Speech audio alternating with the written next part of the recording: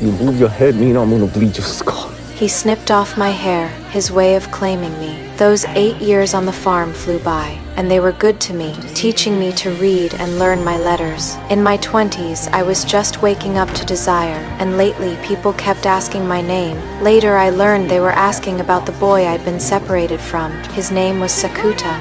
8 years later, we met for the first time and couldn't stop talking. And when he put a headscarf on me with his own hands, I knew in my heart I belonged to him. The owner must have heard something. One afternoon, he dragged me into a room, started groping me, and ended up assaulting me. The folks I worked with seemed used to this sort of thing and could only offer weak, helpless comfort. A few months later, I got pregnant. The owner assumed it was his, and from my hesitant look, he seemed to suspect something. What he didn't know was that I'd been seeing Sakuta a lot those months. One night, our people held a simple wedding for us, and I became Sakuta's wife. One day, a Jewish couple visited the estate, and because I had midwife experience and spoke fluent English, they took to me right away.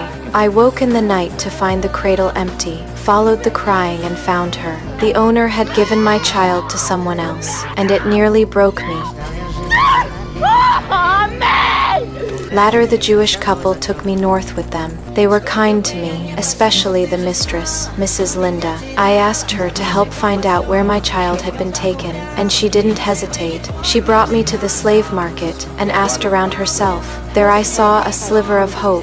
Mrs. Linda took me to search in person. We went through a whole mess of inquiries, and that wasn't my child. It broke me all over again. Time flew, but I still didn't give up looking for any trace of my child. By 1772, smallpox was tearing across the Americas, and with the medicine of the time, there was basically no cure. Mrs. Linda and her child caught it too, and in the end, they didn't make it. On her deathbed, Mrs. Linda persuaded Mr. Lindo to let my husband visit me every month and to promise not to drive him away. That moved me deeply. She was the best white person I'd met in the first half of my life. By chance, I found Mr. Lindo's notes, which clearly recorded the transaction. He set it up through his contacts, and the child had been taken to a family in Georgia. That made me furious and crushed. When I confronted him, he owned up right away. I know I had a daughter.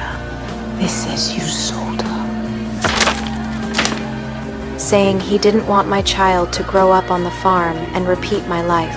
In some ways, I agreed. Later, my husband learned the child's fate was the same as Mrs. Linda's. She caught smallpox, and they couldn't save her. The mix of emotions left me lost, and the total loss of my child had me sobbing uncontrollably.